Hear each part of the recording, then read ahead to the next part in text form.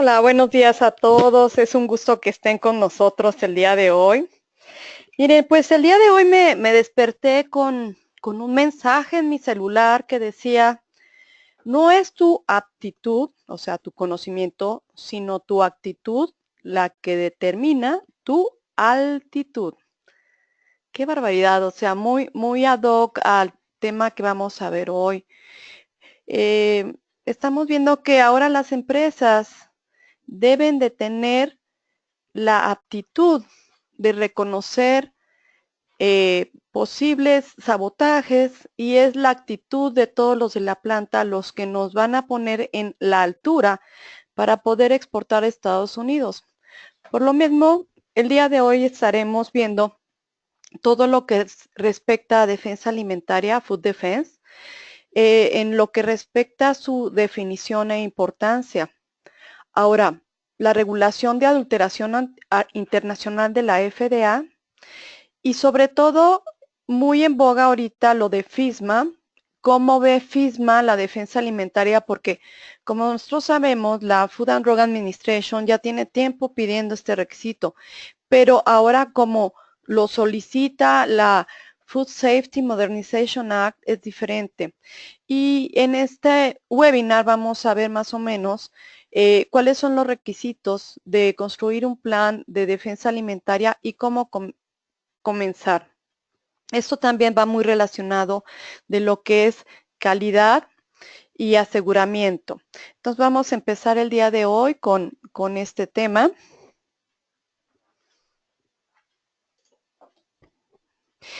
¿Qué es la defensa alimentaria? Bueno, la defensa alimentaria surge en Estados Unidos con el concepto como food defense y la verdad que sí es muy importante distinguir entre lo que es inocuidad, en lo que es defensa alimentaria y fraude alimentario. Bueno, inocuidad va muy relacionado con los peligros no intencionales. Son peligros que se refieren a las condiciones y prácticas que preservan la calidad de los alimentos y no solo la calidad, sino son todas las prácticas que nos ayudan a prevenir contaminación e enfermedades transmitidas por los alimentos. Normalmente esta inocuidad la cuidamos en las plantas con nuestro plan HACCP, que es el análisis de peligros y control de puntos críticos. O sea, tenemos un diagrama de flujo y en este diagrama de flujo nosotros vemos cuáles son los peligros químicos, físicos y biológicos. En realidad estamos hablando de peligros. Sin embargo, cuando hablamos de defensa alimentaria, estamos hablando de amenazas. ¿A qué se refiere esto? Bueno, aquí ya no hay un peligro que pueda suceder por un descuido, sino definitivamente es un acto criminal con toda la intención de generar muerte o enfermedad. Es realmente un sabotaje. La defensa alimentaria, entonces, es un esfuerzo para proteger los alimentos contra actos de adulteración intencional. O sea, aquí el móvil no es de tipo económico, el móvil no es más que perjudicar, ¿no? Entonces, viene otro concepto muy interesante que es el fraude alimentario. Bueno, el fraude alimentario es increíble, que últimamente se ha presentado mucho, principalmente se ha visto mucho en China y en Brasil. ¿A qué se refiere este fraude alimentario? Es cuando una empresa fantasma busca ganar más dinero con un alimento que no es el alimento que dice ser. Por ejemplo, si ustedes van a un restaurante y piden una carne que se llama sirloin, ustedes esperan que sea de res y que sea un corte americano, ¿no? O sea, ustedes nunca esperan, y claro que les van a cobrar como a lo mejor unos $30, 35, dependiendo del gramaje, ¿no? Y lo que esperan pues es un corte riquísimo, con su cantidad de marmoleo, grasa, delicioso, ¿sí? Pero ustedes nunca se imaginan que cuando pudiera haber un fraude alimentario, es que el productor sacó la carne de la basura, la pegó con plástico, le puso aditivos alimentarios que le dan el sabor a carne y que a ellos les cuesta a lo mejor $3 hacerlo y a ustedes le están cobrando 20, $30, ¿no? Eso es lo que se llama fraude alimentario. Y se refiere a la sustitución deliberada e intencional, adición, adulteración o transgiversión de alimentos, ingredientes o envases o declaraciones falsas, engañosas sobre un producto con fines económicos. Bueno, un ejemplo muy sonado fue la exportación de camarón gigante de China hacia España. Y cuando la señora estaba haciendo, pues, su paella con los camarones, el camarón, que era un camarón gigante que pagó $30 el kilo, se hizo chiquito como el camarón pacotilla chiquitito, cuando el camarón chiquitito tiene un costo de $5 el kilo. Eso es un producto con fines económicos engañoso. ¿Qué tipo de adulteración sufrió este camarón? Bueno, el camarón fue inyectado con gelatina y luego se puso en marqueta de tal manera que el camarón parecía un camarón gigante. Entonces, eso es lo que se denomina fraude alimentario y la vulnerabilidad es realmente económica. Y si gustan apuntar, cuando estamos hablando de vulnerabilidad, siempre estamos hablando de dinero, ¿sí? Siempre que escuchen esta palabra, quiere decir el efecto que tiene contra tu bolsillo. Espero que haya quedado claro entonces cuál es la diferencia entre inocuidad, fraude alimentario y defensa alimentaria. ¿Por qué es importante la defensa alimentaria? Bueno, en realidad es que si nosotros queremos estar en el mercado, pues todos los estándares de la Iniciativa Internacional de Inocuidad Alimentaria, la Global Food Safety Initiative, lo toma como un requisito obligatorio. Y ahora la Food and Drug Administration, por parte de la Food Modernization Act, o sea, la Ley de Modernización de Inocuidad Alimentaria, desde el 2010 lo toma como parte indispensable y obligatoria, ¿no? Es decir, que si nosotros quisiéramos vender internacionalmente, tenemos que cumplirlo y si tenemos la necesidad de exportar productos a Estados Unidos por la Food Safety Modernization Act, tenemos que cumplirlo también. De tal manera que es muy importante que nosotros conozcamos las guías, ¿no? En lo que respecta a la Global Food Safety Initiative, la guía es la 6ª edición en el párrafo 6.2, que dice el estándar. La norma requerirá que la organización disponga de un procedimiento documentado de evaluación de peligros para abordar los riesgos de defensa de alimentos, establecer, implementar y mantener un sistema para reducir o eliminar los riesgos identificados. Si nos damos cuenta, nos están pidiendo algo documentado. Yo me acuerdo una vez que audité en Haití. Cuando iba yo entrando a la planta, fue impresionante porque me cayeron casi de unas torres 2 personas armadas. ¿Y a dónde va? ¿Qué quiere? Ellos entendían que tener una defensa de la planta era tener casi un búnker protegido por personas sumamente entrenadas, ¿no? Casi Marines. Y bueno, yo cuando entré a esa planta, por supuesto que había gran defensa en lo que respectaba a lo que es la instalación. Sin embargo, no había nada por escrito y tuve yo que quitarles la certificación y fue algo conflictivo porque ellos decían pues que no le bastó que cayeran casi encima de usted los guardias cuando usted quiso entrar. pues bueno, o sea, no es decisión del auditor el, el que se dé y se siga una certificación si no está documentada, y eso es lo que pide la Global Food Safety Initiative en la edición 6.2. El sistema también tiene que incluir en buenas prácticas agrícolas o buenas prácticas de manufactura y estará respaldado por el sistema de inocuidad alimentaria. En realidad, la adulteración intencional o sabotaje puede ocurrir desde el terreno agrícola. Es decir, que también las personas que están en el campo tienen que estar involucradas en lo que pudiera ser contaminado, no solo en sus cultivos, sino también en la tierra que los contiene. Así pues, si nosotros vemos estándares de la Global Food Safety Initiative relacionados con defensa de alimentos, bueno, el muy conocido código SQF, Supplier Quality for Food, la última versión 7.2, dos de los requisitos en lo que respecta a la sección 7.2 hablan sobre defensa de alimentos, IFS en su capítulo 6 con 8 requisitos.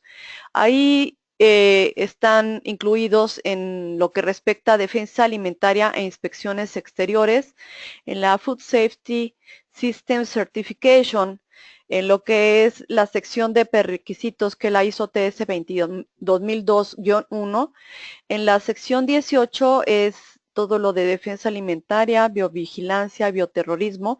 Ahí es un requisito y ahí viene todo lo que nos pide la industria en lo que antes conocíamos como la PAS 96 y BRC, que es el estándar de inocuidad en su versión 7.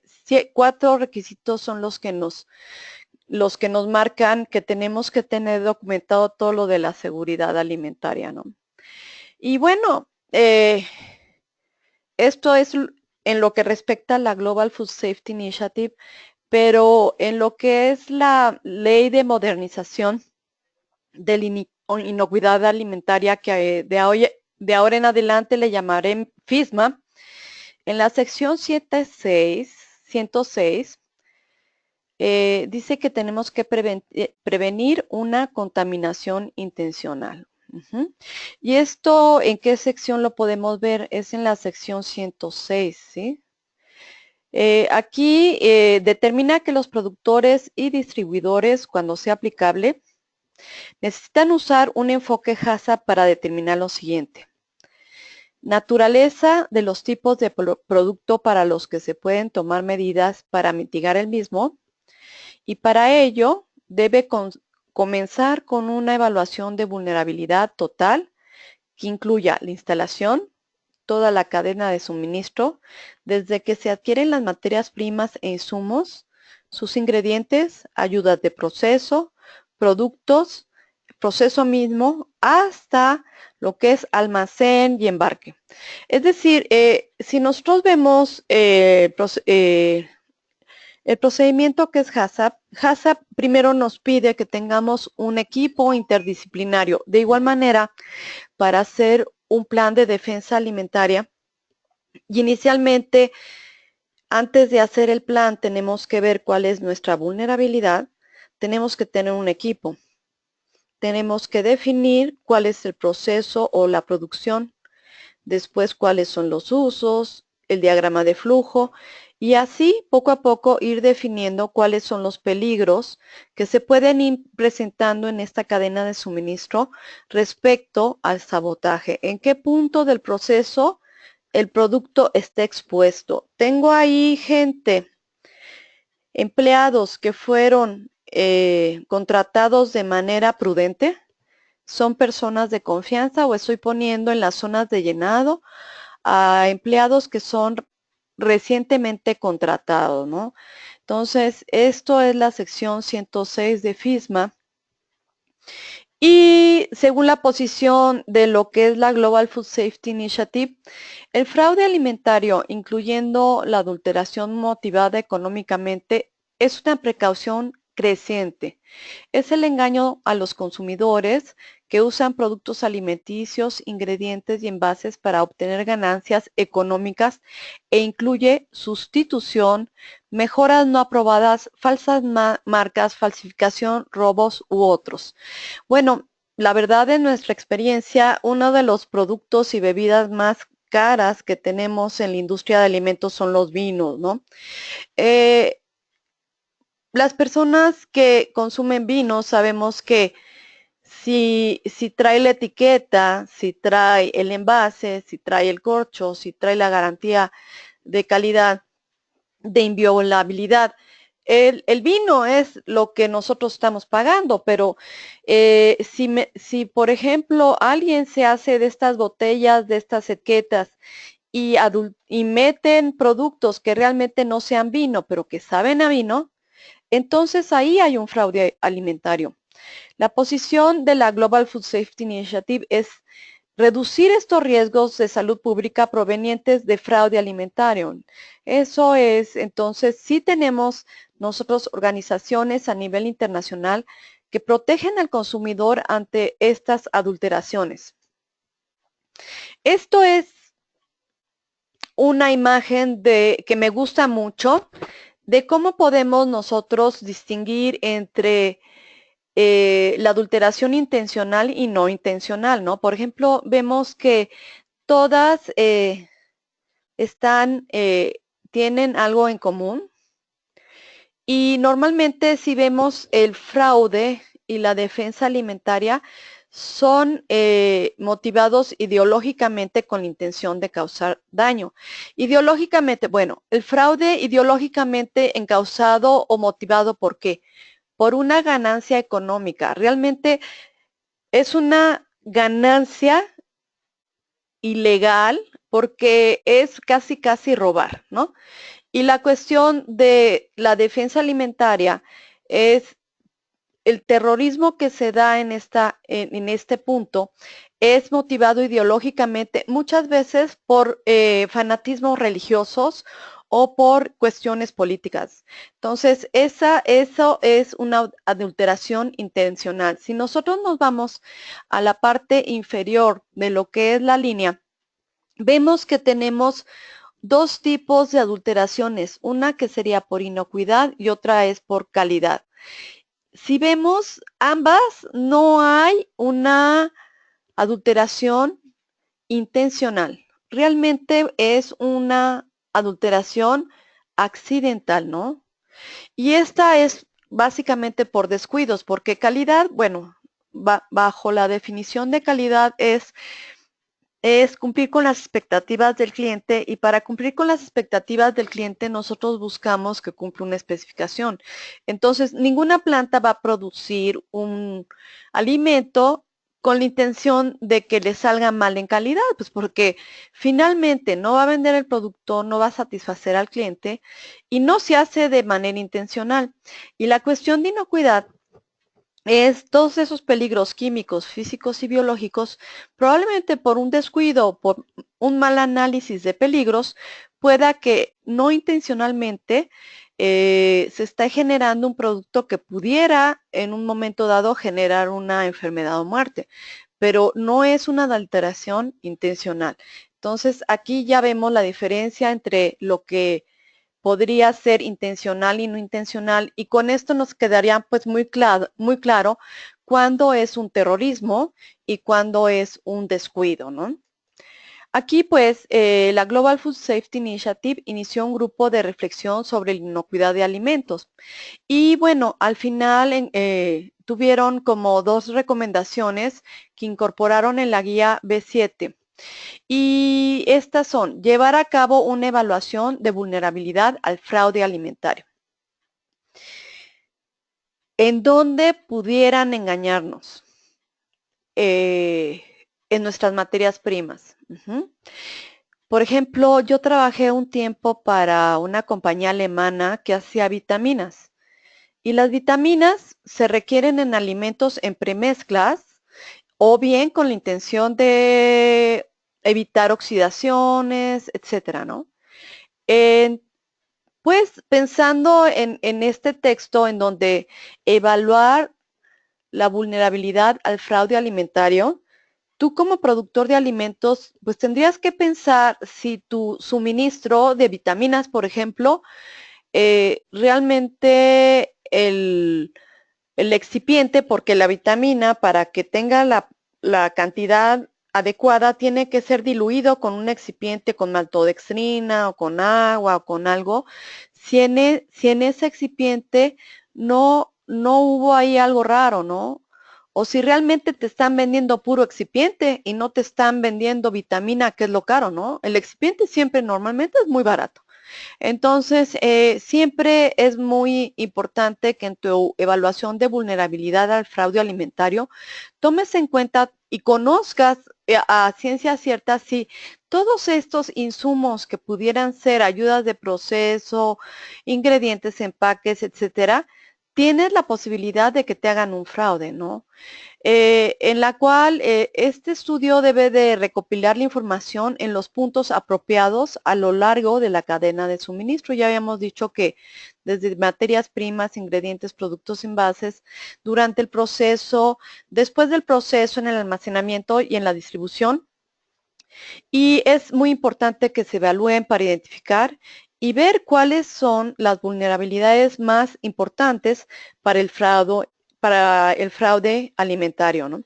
O sea, mucho depende también, yo creo que a nivel de suministro hay más probabilidad que te hagan fraude que dentro de la planta, porque tus empleados normalmente fueron bien elegidos y muchas veces siempre en planta tienes a dos personas trabajando en el mismo lugar y estas dos personas, una cuida a la otra o hay cámaras.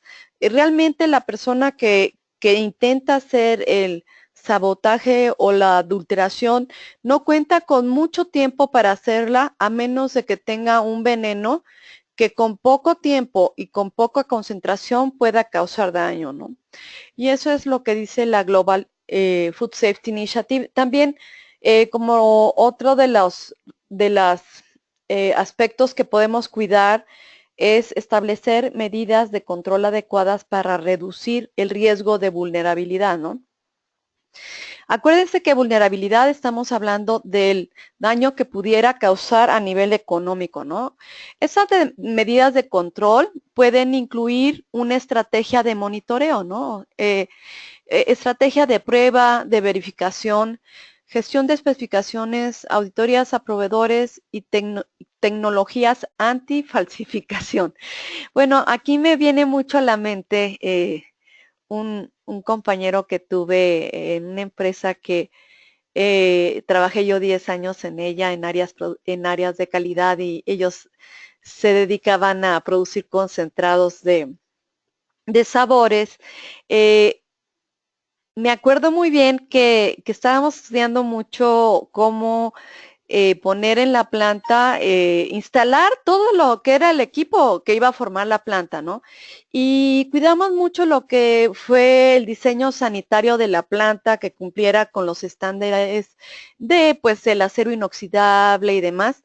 Y cómo me gustó que nuestro gerente de mantenimiento era un experto en este aspecto, que cuando le entregaron un tanque con una sustancia, con una gota de un químico, determinó si el acero era 305 o si no era acero. Y curiosamente con esa prueba, él detectó que no era acero y finalmente detectamos que el proveedor no era quien dijo y era un proveedor falso.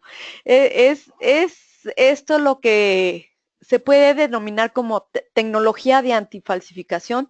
¿Tú qué sabes si ese tanque que no era grado alimentario pudiera migrar alguna sustancia hacia el producto que íbamos a manufacturar en ese tanque y que su impacto iba a ser inmenso a nivel no solo nacional, sino internacional, en términos de adulteración o en términos intencionales de generar muerte o enfermedad, ¿no?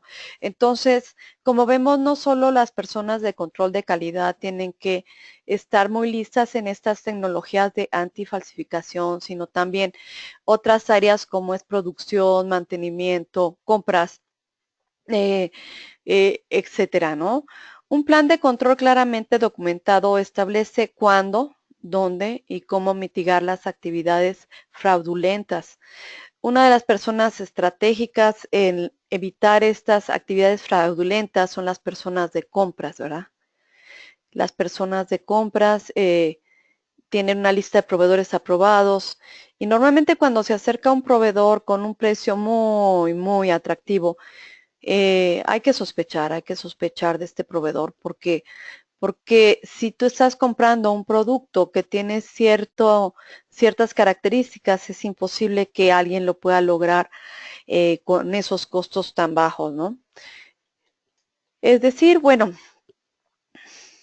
si nosotros revisamos la sección 121.126 de los requisitos del plan de defensa alimentaria, es donde nos dicen que usted debe de preparar o haber preparado o implementar un plan escrito de defensa de alimentos.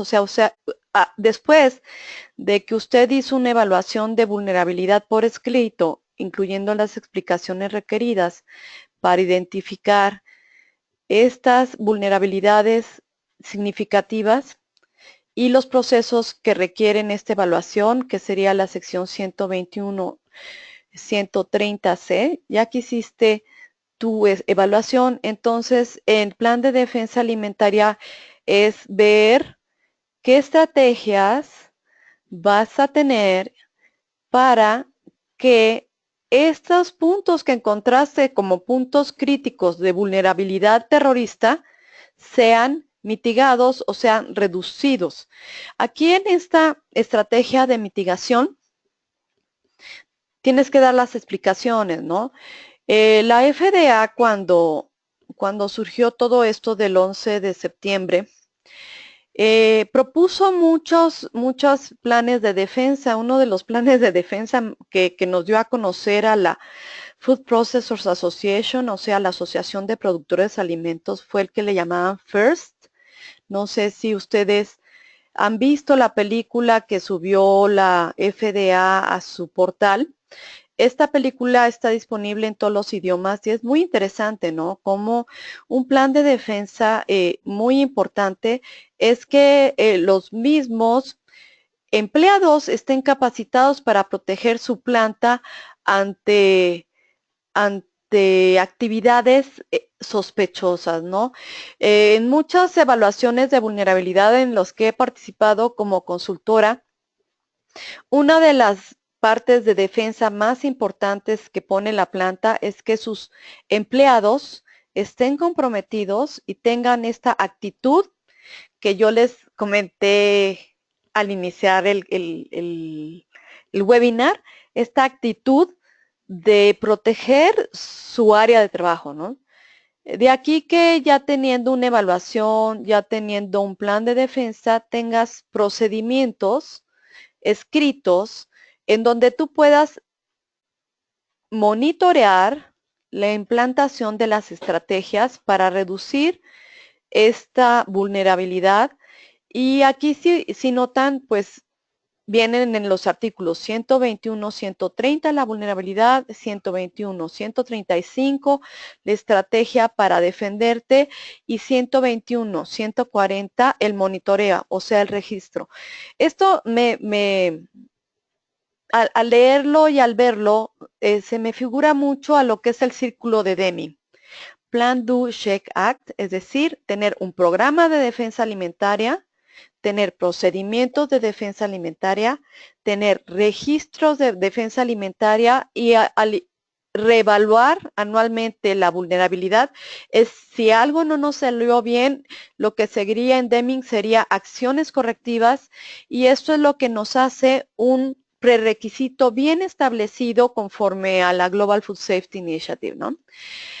De aquí que estos procedimientos por escritos tengan lo que me adelanté a decir que son las acciones correctivas y ya después por escrito la verificación de la defensa alimentaria como es requerido.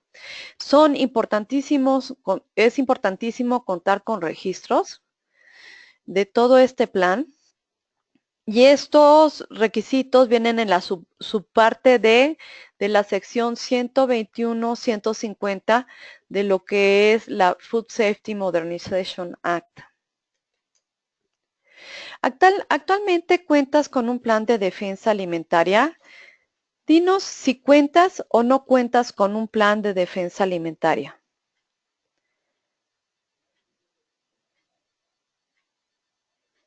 Acuérdense que un plan de defensa alimentaria es algo que surgió a raíz de un estudio de vulnerabilidad.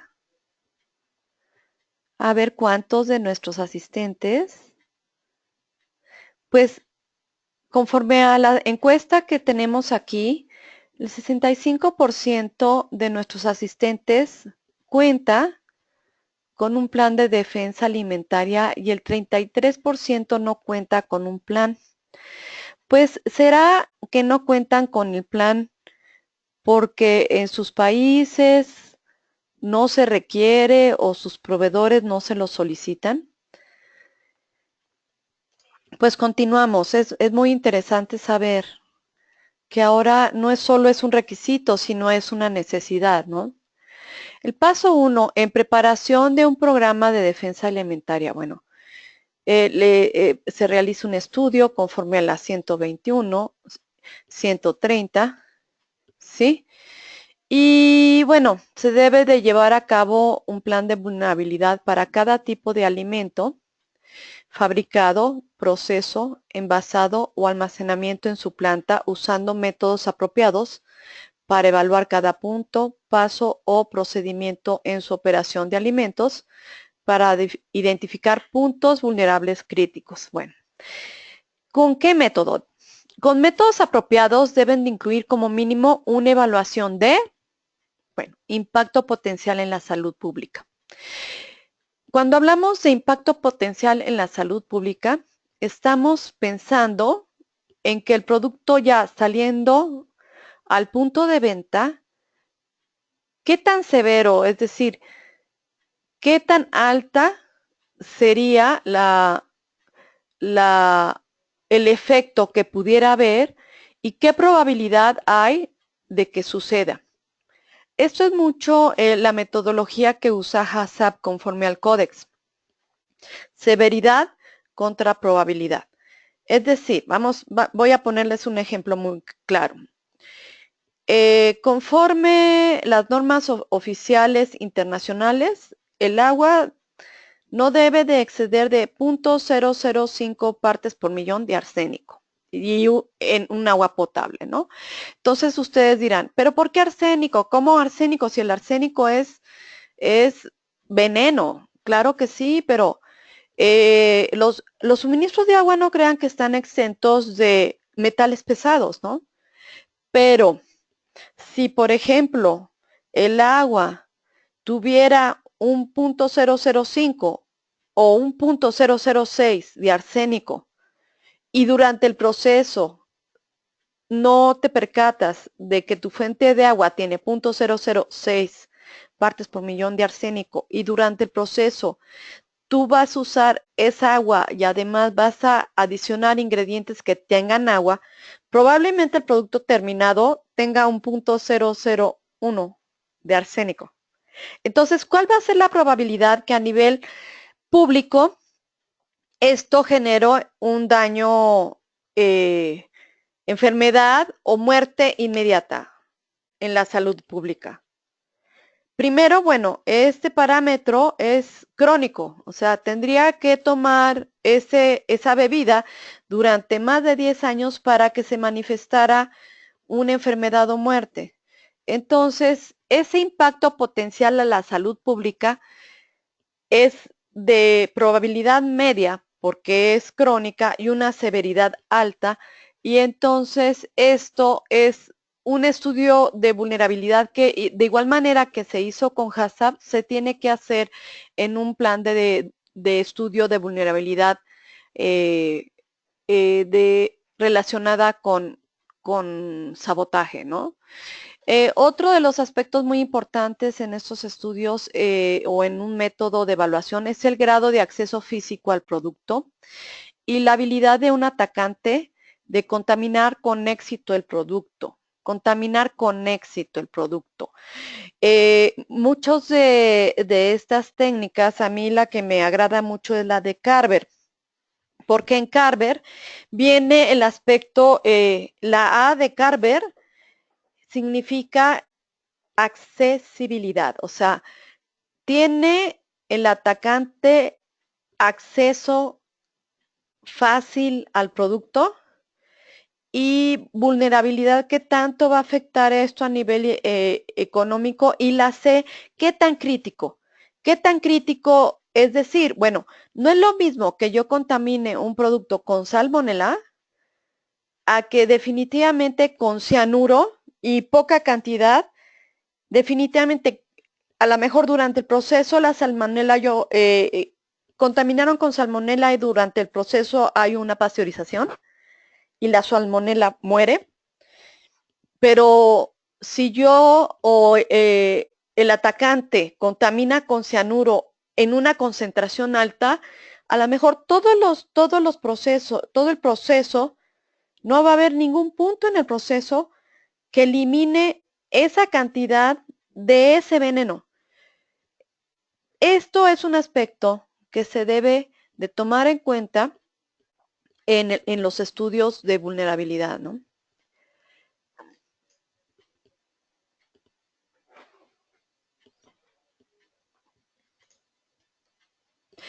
Es decir, si continuamos con la 121, 130, nosotros podemos considerar que puede haber un atacante interno, ¿sí? Entonces también en la evaluación tenemos que considerar esa posibilidad. La evaluación escrita de vulnerabilidad, independientemente del resultado, la evaluación de vulnerabilidad debe de estar escrita y debe incluir una explicación de por qué cada punto, paso o procedimiento que se identificó o no como un paso de proceso accionable. Estos son los requisitos de evaluación de vulnerabilidad conforme a la Food Safety Modernization Act. No me está avanzando.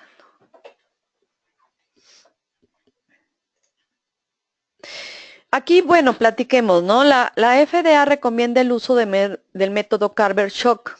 Carver es, ya habíamos platicando, qué tan crítico es eh, ese sabotaje, qué tan accesible es ese punto para un terrorista, en cuánto tiempo te recuperas. Eso me encanta porque si ustedes se acuerdan las Torres Gemelas cuando se cayeron y el Pentágono y todo, Estados Unidos se movió rápido para, más bien se enfocó en ver que todos los que habían muerto fueron héroes y demás, pero nunca supimos las cuentas reales de cuántas personas murieron, y realmente ellos se organizaron muy rápidamente para recuperarse. Es como cuando un niño se cae y se golpea a la mamá, luego lo que hace es que lo levanta, lo soba y no pasó nada, no pasó nada, ¿no? Entonces, parte de este método Carver es que el efecto no sea tan impactante porque te recuperaste rápidamente, ¿no? ¿Qué tan vulnerable, cuánto te pegó esto a nivel económico? Y el reconocimiento, ¿sí? Ver si realmente este tipo de sabotaje que hicieron o que van a hacer lo puedes reconocer fácilmente. Esta metodología es una metodología que normalmente usaba la Armada de Estados o usa la Armada de Estados Unidos como un plan de defensa contra ataques que pudieran efectuar los enemigos. Y bueno, también un aspecto muy importante es que si tienen un ataque terrorista o un sabotaje, el shock es la cuestión psicológica que afecta a la planta que fue atacada, ¿no? O al personal que fue atacado. Este tipo de metodología tiene que abarcar también que el personal tenga la capacidad de control a su miedo, ¿no? Es muy curioso, pero hace poquito estuve estudiando cuestiones ya más bien personales, ¿no? En cuestiones emocionales, porque dicen que las emociones generan enfermedad. Y me percaté o aprendí que así como hay colores básicos, nada más hay dos emociones básicas, que son el amor y el miedo, ¿no? Entonces, si tú por amor a tu compañía tienes o tienes de aliados a tus empleados, esos no van a ser afectados por el miedo, que es lo que quiere el terrorista generar o generar en una población, porque una persona con miedo es muy, muy atacable. Es por esto que Carver también considera el aspecto del shock, que es el aspecto psicológico. En este Carver Shock, el enfoque es tipo HACCP. También tenemos que tener un diagrama de flujo para comparar, recibir, procesar, enviar productos, para identificar áreas, etcétera. Es también, aparte de todo esto relacionado con ingredientes, productos en proceso, productos terminados o manipulados, también el diagrama de flujo muestra cómo sus empleados se mueven alrededor de la planta, especialmente cuando los ingredientes y los productos en proceso y productos terminados están expuestos, ¿no? Es decir, estamos viendo la acción de comprar, recibir y procesar, estamos viendo la acción de los empleados y también el diagrama de flujo nos tiene que mostrar en qué puntos pueden acceder personas externas. Muchas plantas tienen, por ejemplo, la costumbre de hacer visitas de las escuelas, ¿no? Hacen sus recorridos casi turísticos a las zonas de proceso con los niños y que vienen acompañadas con las mamás, con los maestros. ¿Tú qué sabes si entre una de esas mamás hay una persona de la competencia, ¿sí? Donde los productos están expuestos. Yo en una ocasión, cuando mi hija estaba en kinder, me invitaron a una visita a una planta, que era una planta, ahora sí, rival, de donde yo trabajaba, y a mí me dejaron entrar y estuve en las zonas de proceso. Pude ver muchas cosas que a lo mejor me dieron ideas para mejorar mi planta y hubo otras cosas que a lo mejor dije, caray, qué mal están, ¿no? Pero ¿cómo puedes tú dar acceso a público y general sin antes tener información de quién son, ¿no? Tú dices, bueno, es una escuela de niños de kinder, sí, pero están entrando mamás y están entrando también maestros que tú no sabes qué antecedentes tengan o qué familia o si son esposos de quién, ¿no? Entonces, estos diagramas de flujo que usa Carver Shock son muy buenos para una evaluación de vulnerabilidad. ¿Cuáles son las posibles fuentes de contaminación deliberada? Bueno, conforme a la Food and Drug Administration se han detectado 3 tipos de actos deliberados de contaminación y son actos de terrorismo, empleados inconformes o adulteración motivada por cuestiones económicas, ¿no? Estos son los 3 tipos de actos deliberados y la FDA ha hecho discusiones con la comunidad de inteligencia, o sea, la CIA, para definir si el atacante interno es la mayor amenaza, y así es, o sea, el atacante interno es la mayor amenaza que tiene este tipo de actos deliberados. Si nosotros vemos la sección 121.3 de la Food Safety Modernization Act, la evaluación realizada por una persona debe ser realizada por una persona calificada. Y bueno, una persona calificada significa que una persona tiene que tener la educación, entrenamiento o experiencia, o la combinación de los 3, ¿no? Para realizar la actividad requerida bajo la subparte C, es decir, la evaluación. Normalmente, cuando hacemos un estudio de vulnerabilidad, tenemos un equipo interdisciplinario de la planta y definitivamente la Food Safety Modernization Act está pidiendo que por lo menos uno de esas personas sea un individuo calificado. ¿sí? Y hay cursos para calificarse. Definitivamente tiene que conocer estos aspectos de los artículos 121.3 y todo lo que involucra la Food Safety Modernization Act. Además, a lo mejor ya tuvo experiencia en hacer estudios de vulnerabilidad conforme a la FDA o otros estudios conforme a la Global Food Safety Initiative. Pero definitivamente en lo que es el plan de entrenamiento de por lo menos el líder del grupo, debe estar contemplado que de alguna manera evidente y documentada pueda demostrar que fue entrenado en la Food Safety en los aspectos de esta Food Safety Modernization Act en lo que respecta a la evaluación de vulnerabilidad. Pues los diagramas de flujo pueden ayudar a exponer áreas vulnerables. Si nosotros nos preguntamos, ¿dónde puede su producto ser deliberadamente contaminado? ¿Cómo podría contaminarse su producto? ¿Quién podría tener acceso a realizar un acto deliberado de contaminación? Eso es lo que nos ayuda a ver los diagramas de flujo. También las áreas vulnerables a considerar bajo su control son pues las tomas a las entradas de los tanques de sus productos a granel. O sea, por ejemplo, si ustedes están usando granos que son sólidos, estos son alimentados por la parte de arriba y es más difícil que se los adulteren que si es una toma de a lo mejor una alta fructosa en los puntos de venta. Particularmente los líquidos son los más vulnerables y cuando nosotros, por ejemplo, hacemos el estudio de vulnerabilidad por Carver, una de las preguntas más importantes es, ¿tu producto es líquido o sólido? ¿Qué probabilidad y qué porcentaje puedes tener tú, si por ejemplo te contamina la parte de la superficie de un sólido, tú puedes, eliminando el 10% de la parte superior de ese sólido, quitar el veneno? Si tu respuesta es no, entonces tu vulnerabilidad es más alta, ¿no?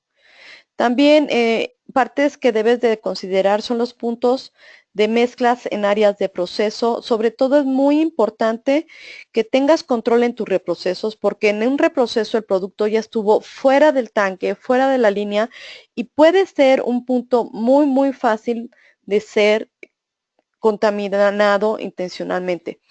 Las áreas de espera de producto, cuando tú estás esperando que el producto sea utilizado, un ingrediente, una materia prima, un empaque, si está mucho tiempo ese producto en zonas de tráfico, está mayormente expuesto que si estuviera en una línea de proceso. Entonces, todas estas áreas son las que debes de considerar bajo control.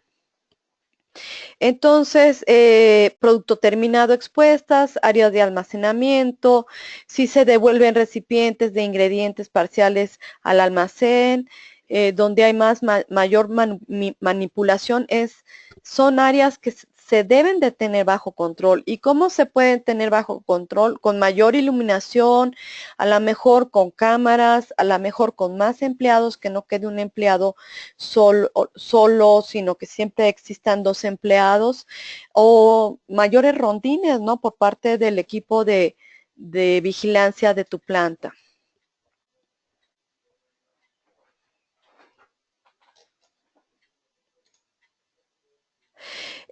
También salas de, una de las áreas más vulnerables son las salas de prepesado.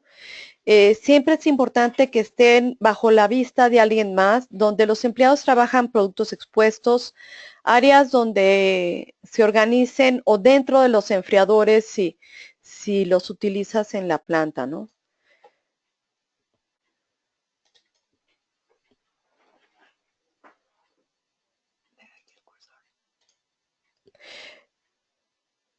Y muchos áreas vulnerables son las que están fuera de control directo como proveedores, como que no practican la defensa de alimentos. Ustedes tienen que promover, si ustedes tienen un plan de defensa, deben de promover que sus proveedores también lo tengan y también que la prevención de fraude alimenticio también sea parte de la filosofía de sus proveedores, el tránsito a las instalaciones, el tránsito desde su instalación.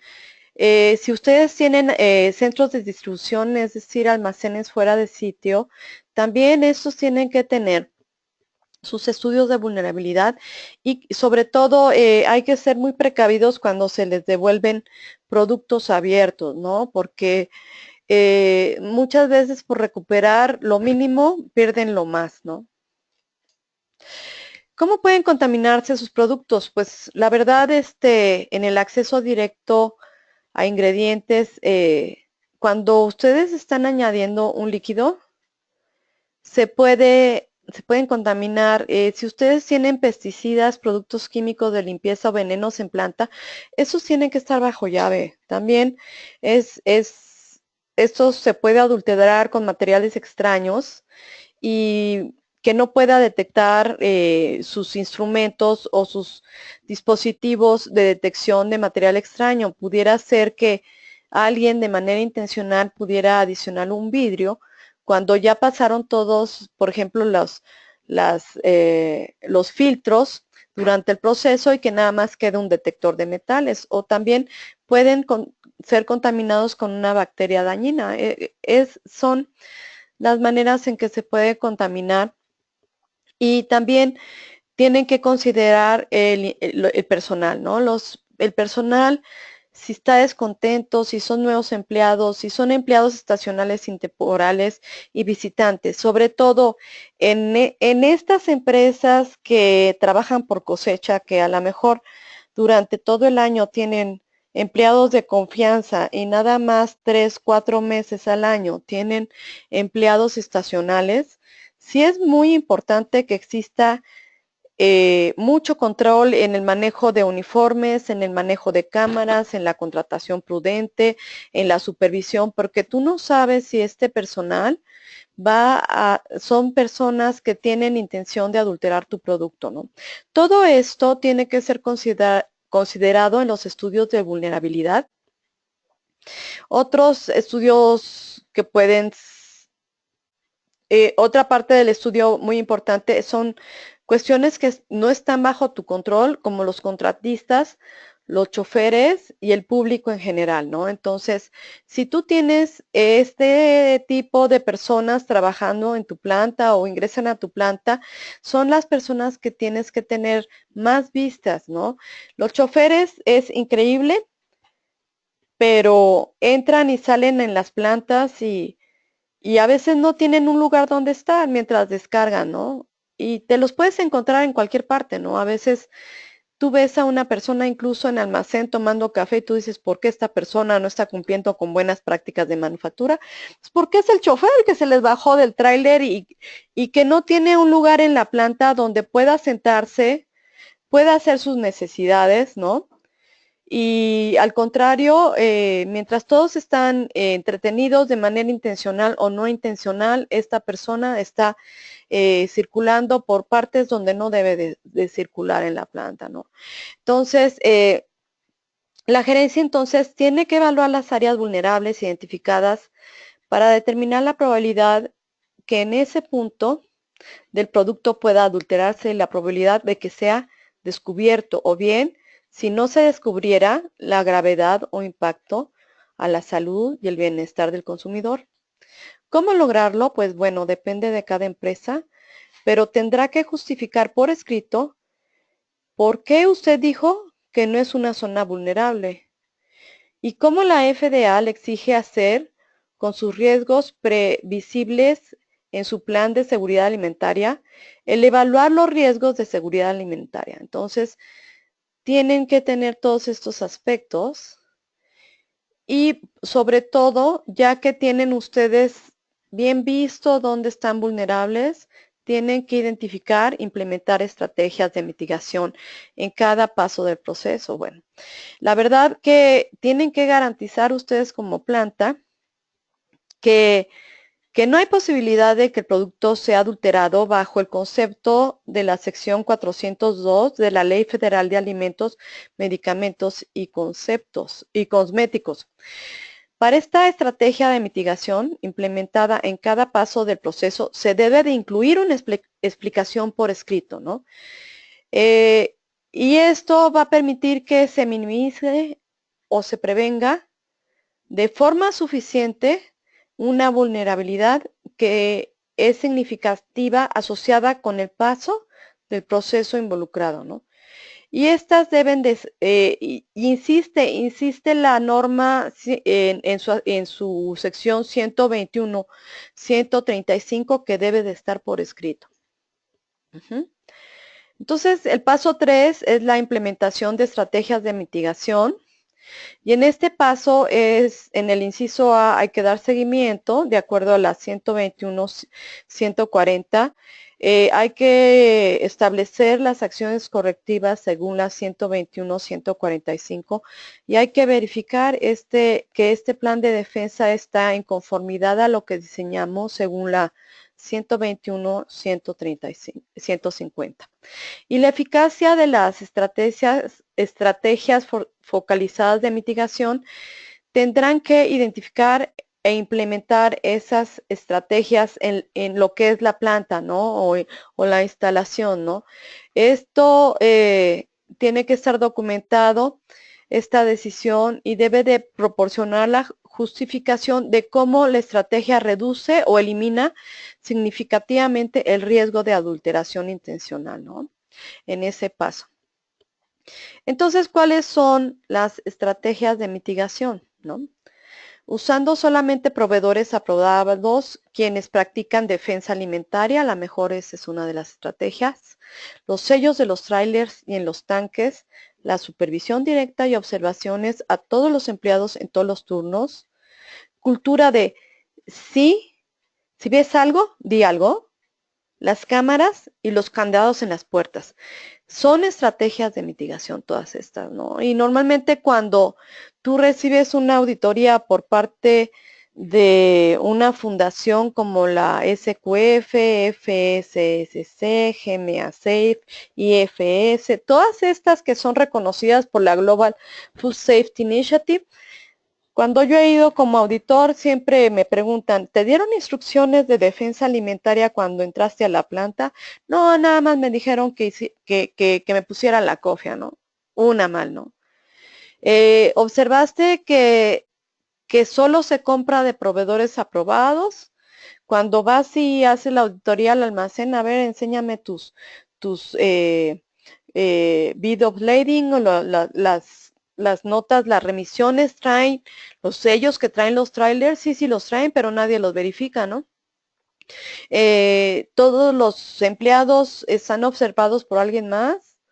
Si tú entrevistas a algún empleado y le preguntas, oye, si tú ves algo extraño, ¿lo avisas? A veces dicen, pues, ¿cómo qué? Pues no están entrenados, ¿no? Y tú ves que no hay cámaras en puntos estratégicos o que las puertas están abiertas. Bueno, todo este estudio de vulnerabilidad, aunque esté por escrito, si tú dices que todas estas estrategias de mitigación están siendo implementadas y si físicamente el auditor no detecta que estas existan, entonces realmente no tienes un plan de defensa eficiente, ¿no? El monitoreo de estas estrategias es indispensable y ese monitoreo debe de estar por escrito conforme a los incisos de la A y B de la 121-140, ¿no? De la Food Safety Modernization Act. Entonces, es procedimientos por escritos y vigilancia de esta defensa alimentaria, ¿no? ¿Qué garantías tú das como planta de que esto se está siguiendo? También como parte de los requisitos de la 121, 140 son los registros y estos deben de estar sujetos a verificación. Estos registros, conforme a la 121, 150, en el inciso A1 y A31, deben de ser revisados y deben de ser afirmados que demuestren que la estrategia de mitigación está funcionando, ¿no? Puede haber excepciones conforme al inciso 2, pero estas tienen que estar muy bien fundamentadas. Y conforme a la 121.4, las calificaciones de los individuos que realizan pasos procesables en el proceso, usted, conforme al inciso A, debe de asegurarse de que cada individuo que realiza las actividades requeridas bajo la subparte C de esta parte es un individuo calificado en ese término. ¿En qué términos? En términos que lo defina la sección 121. ¿Cómo debe de ser este individuo? Bueno, debe de ser en términos de la 121.3, tener educación, entrenamiento y experiencia apropiada, ¿no? Y debe de recibir un entrenamiento. Eso ya lo habíamos comentado antes, pero lo repetimos porque es parte de lo que es sumamente importante para el cumplimiento de la Food Safety Modernization Act. Entonces, un ejemplo de plan de defensa es este que ustedes ven en sus pantallas, en lo que es compras, ver la vulnerabilidad, la estrategia de mitigación y la frecuencia del seguimiento. Entonces, si el paso del proceso es compras, tengo que ver si el ingrediente es deliberadamente contaminado, si la estrategia es comprar solo de proveedores aprobados, y si ustedes revisan continuamente que la persona de compras está llevando esa estrategia para mitigar, que solo está comprando de proveedores certificados, ¿no? O aprobados.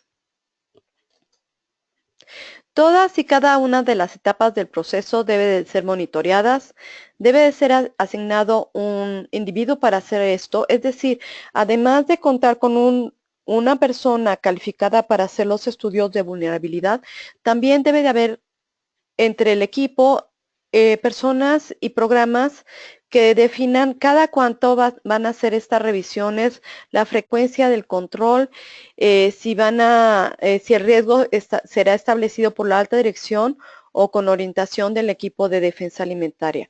Quien verifica tiene la tarea de asegurar que el monitoreo ocurre con la frecuencia indicada, y si no, deben de hacer acciones correctivas y deben de documentar la causa raíz, y el plan de defensa debe demostrar que es efectivo. Hay un paso 5 que son las acciones correctivas en la sección 121.145, y aquí está contemplado en el inciso A de que también deben de ustedes contar con un procedimiento de acciones correctivas de la defensa alimentaria. Y bueno, estos procedimientos deben de estar por escritos y deben de tomarse como estrategias para reducir la vulnerabilidad si se implementan adecuadamente, que es lo que nosotros definimos estrategias de mitigación. En este paso 5 también los procedimientos de acciones correctivas. En el inciso 1 nos dicen que se toman las acciones apropiadas, y en el inciso 2, cuando es necesario para reducir la probabilidad de que se repita el problema. Tenemos la sección B que refiere a los registros. Todas estas acciones correctivas deben de estar documentadas en los registros conforme a que puedan ser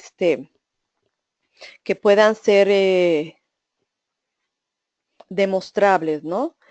Y el paso 6, que son los procedimientos de verificación, están relacionados de que si tú ya hiciste un estudio de vulnerabilidad, si ya tienes un plan de defensa, si ya tienes registros, entonces, ¿cómo vas a verificar que se esté realizando todo de manera adecuada? Y tenemos en el inciso A lo que respecta a todas las actividades de verificación que estipula la 121-150, que es verificar de que se esté realizando el monitoreo de la defensa de alimentos según lo requerido en la 121-138, y verificar que las decisiones apropiadas sobre las acciones correctivas de defensa de alimentos se están realizando según lo requerido en la misma sección. De aquí que nosotros vemos que definitivamente sí debe de haber una persona sumamente entrenada en la planta, porque si se fijan durante todo este webinar, hemos estado viendo todos los puntos de la norma que son muy específicos en los requisitos, ¿no? Y esta verificación de estrategias están implementadas correctamente y están minimizando o previniendo significativamente las vulnerabilidades significativas. Para ello debe de llevar a cabo actividades que incluyan lo siguiente, según sea apropiado para la instalación, el alimento, la naturaleza de la estrategia de mitigación y su papel en el sistema de defensa de alimentos de la instalación, debe de llevar lo siguiente, la revisión de registros, otras actividades apropiadas y la verificación y reanálisis de concordancia, ¿no? Ya habíamos hablado extensamente de los procedimientos por escrito, y entonces nosotros podemos ver ya requisitos generales aplicables a los registros. Aquí es muy importante que los registros pueden ser de diferente índole y en estos registros tienen que mantenerse registros originales o copias reales, tales como fotocopias, fotografías, copias escaneadas, microfilms, microfichas o otras reproducciones precisas de los registros originales, ¿no? También debe de contener los valores y observaciones reales obtenidos durante el monitoreo de defensa alimentaria y ser precisos, indelebles y legibles. Es decir, que si tú tienes un registro no debe de tener tachaduras o enmendaduras. Deben de ser creados simultáneamente durante el desempeño de la actividad documentada. En realidad, o sea, nosotros que hemos revisado registros de este tipo de estudios, hemos visto que a veces se cree que los registros son un requisito más y no se realizan simultáneamente durante el tiempo en que los operadores están trabajando. Y cuando acaba el turno lo que hacen es que llenan el registro y se firma, ¿no? Es muy evidente cuando el registro no se hace en el momento simultáneo del desempeño, sino cuando ya terminó por el simple hecho de cumplir con el requisito. En estos aspectos de sabotaje es indispensable que se haga simultáneamente y el registro es evidencia que se hace simultáneo, ¿no? Deben de ser detallados, incluir información adecuada para identificar la instalación, por ejemplo, nombre y cuando sea necesario la ubicación de la instalación, la fecha y cuando corresponda el tiempo de la actividad, la firma inicial de la persona que realiza la actividad y en su caso la identidad del producto y en su caso el código de lote. Todos estos son requisitos generales de la 121.305. Y bueno, en lo que respecta a la retención de registros, deben de tener por lo menos una retención de 2 años conforme a la sección A, inciso 1. Y 2, deben de estar disponibles en la planta periodos de 3 años anteriores del calendario aplicable para apoyar su estado. Y están exentas las empresas muy pequeñas, ¿no?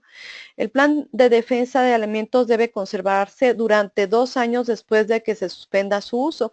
Es decir, si tu planta ya no está operando, tienen que guardar sus estudios durante 2 años, porque el producto puede todavía andar ¿cómo se llama? En el mercado. Otro, excepto para el plan de defensa de alimentos, el almacenamiento externo de registros es permitido si estos registros pueden ser recuperados y proporcionados en el sitio dentro de 24 horas de la solicitud de la revisión oficial. Es decir, si la autoridad te visita y te pide los registros y los registros no están en tu planta, tú tienes que tener la capacidad de tener los registros en tu planta en menos de 24 horas.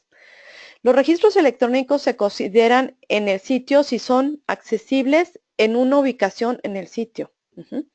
Suponiendo que tú tienes una casa matriz y tienes tus registros en casa matriz que esté en otro país, y si la autoridad llega y te pide los registros y tú dices, están en otro país porque la casa matriz está en otro país, pues sí, pero debe de haber una terminal electrónica o una computadora en tu instalación donde tengas acceso a esos registros que están en el otro país que es tu casa matriz, ¿no? Y esos deben de estar disponibles antes de 24 horas.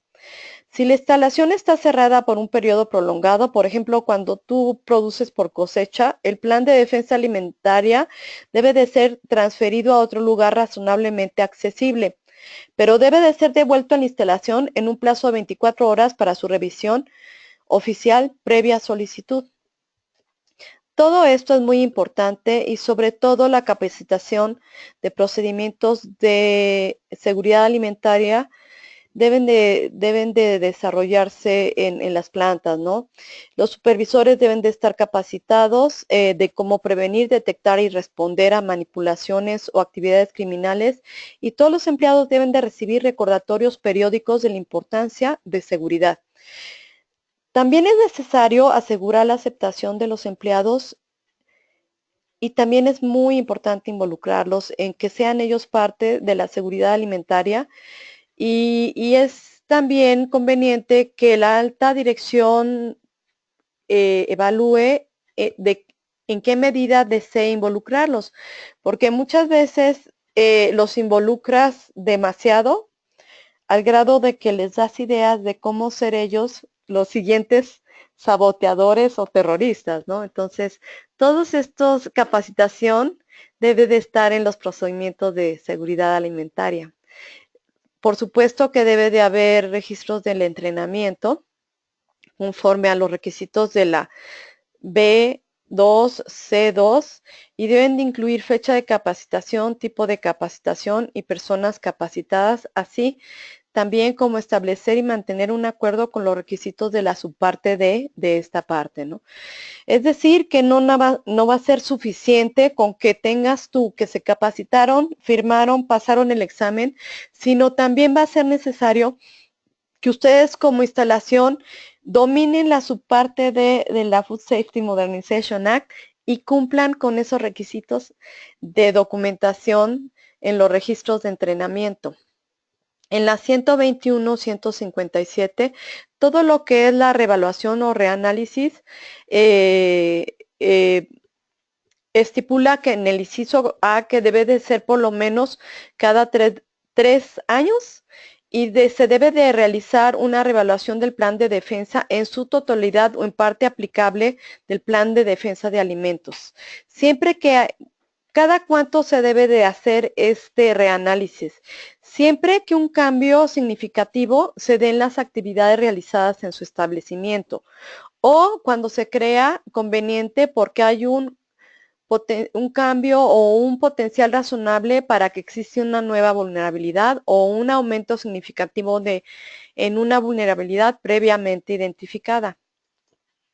Siempre que se tenga conocimiento de una nueva información acerca de vulnerabilidad, siempre que se descubra que una estrategia de mitigación o plan de defensa de alimentos en su conjunto no se implementa adecuadamente o siempre que la Food and Drug Administration te lo requiera, ¿no? Para responder a nuevas vulnerabilidades o amenazas creíbles al suministro de alimentos y desarrollados en comprensión científica, incluyendo, según sea apropiado, resultados de evaluación de riesgos biológicos, químicos, radiológicos o de tipo del Departamento de Seguridad Nacional. Este tipo de reevaluación o reanálisis debe completarse requerido por los párrafos A más B de esta sección, ¿sí?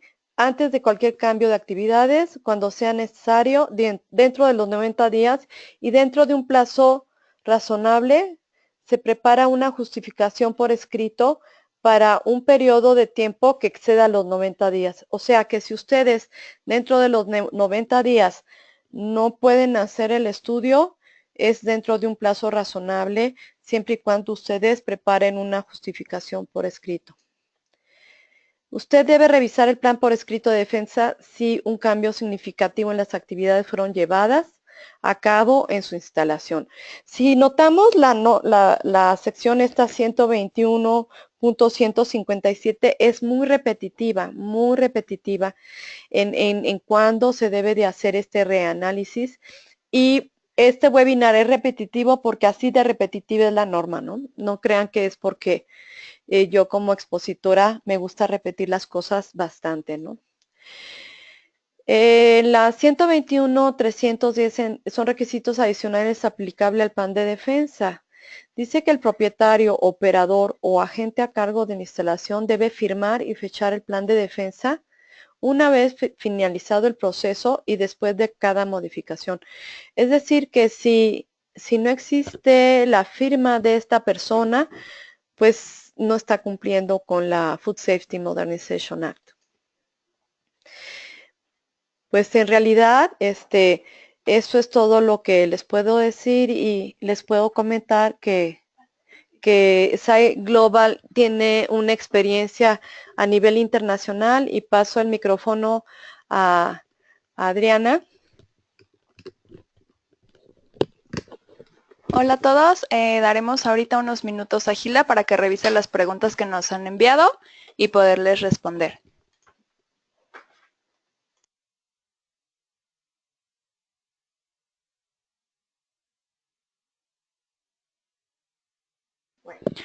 Por lo mientras les doy una explicación de lo que es SAI Global.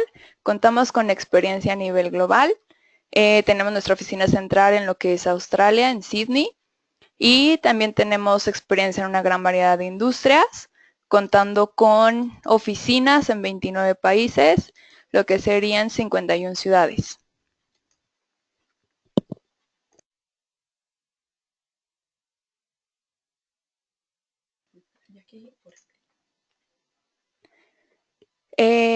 Como información general, tenemos recursos locales y globales, tanto auditores como instructores. Contamos con 10 años de experiencia en auditoría y 13 años en la industria. Contamos con acreditaciones globales como SSQF, FSSC, BRC, FSI, entre otras. También tenemos una amplia gama de servicios de auditoría, certificación y capacitación y conocimiento de clase mundial, ya que nosotros participamos en comités técnicos. Los servicios que les podemos ofrecer es auditoría y certificación, también soluciones de aprendizaje y mejora, que vienen siendo los cursos de capacitación. También los podemos apoyar con temas de cadena de suministro, que sería la evaluación a sus proveedores, y lo que son los sistemas de gestión de seguridad alimentaria. Ofrecemos servicios de capacitación en modalidad in-company, que sería en sus instalaciones. También contamos con cursos e-learning y, por supuesto, los webinars gratuitos y otros recursos educativos que pueden encontrar en nuestra página web. Los podemos apoyar también con una capacitación para desarrollar el plan de Food Defense. Este curso está en inglés, se realiza en Estados Unidos y en Canadá. Si gustan más información, también con todo gusto les podemos enviar lo que son las fechas y sedes. En cuanto a servicios de certificación, los podemos apoyar hoy con cualquier certificación. Puede ser BRC, SQF, FSC 22000, Global Gap, ISO 22. También podemos hacer un análisis HACCP, el GMP y certificación de empaque. En este momento los regreso con Gilda para responder algunas preguntas. Bueno, pues aquí la primera pregunta es por parte de el mejor microbiólogo de Guadalajara, un saludo para ellos. Es decir, que ahora con la introducción de la Food Safety Modernization Act debe de realizarse y desarrollarse por escrito. Definitivamente ustedes tienen que tener por escrito. Dicen que si tengo una pregunta para la evaluación de vulnerabilidad, ¿puedo ocupar Carver? Carver es una de las técnicas, pero fíjense, yo que conozco en varias empresas transnacionales, puede ser Carver, puede ser PAD 96, puede ser CityPad, puede ser BASC, siempre y cuando contemples todo lo que es vulnerabilidad contra probabilidad y tengas detectados todo lo que son los puntos críticos de vulnerabilidad terrorista. Aquí también sí dice que se podría decir que la defensa de alimentos hermetiza a la industria de alimentos. Pues no, nada es hermético, pero sí por lo menos nos defiende de un posible ataque terrorista, ¿no? Y no es exclusivo de alimentos, también la norma FDA 170-188 nos involucra también a lo que son cosméticos y a las que son la empresa farmacéutica, ¿no? Dicen qué empresas actualmente están ofreciendo entrenamientos en defensa alimentaria en Latinoamérica. Pues definitivamente SAI Global y consultores independientes, ¿no? ¿Cuánto tiempo tienen que mantenerse los registros y quién los debe de mantener? Bueno, los debe de mantener en tu planta.